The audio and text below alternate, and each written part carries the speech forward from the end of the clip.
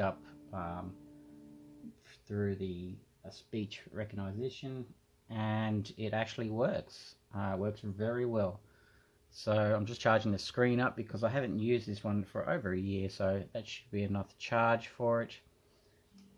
So I'll pull the plug on the actual LCD screen, we'll unpause it and give it a go. Open door.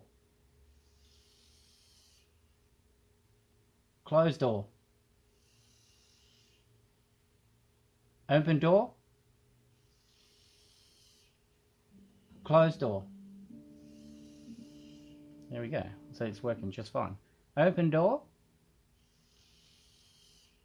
Close door. Open door. And there we go. Close door.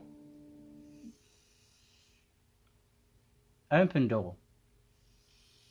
I can sit here all day and say, oh, the screen is working just fine. Oh, beautiful. Close door.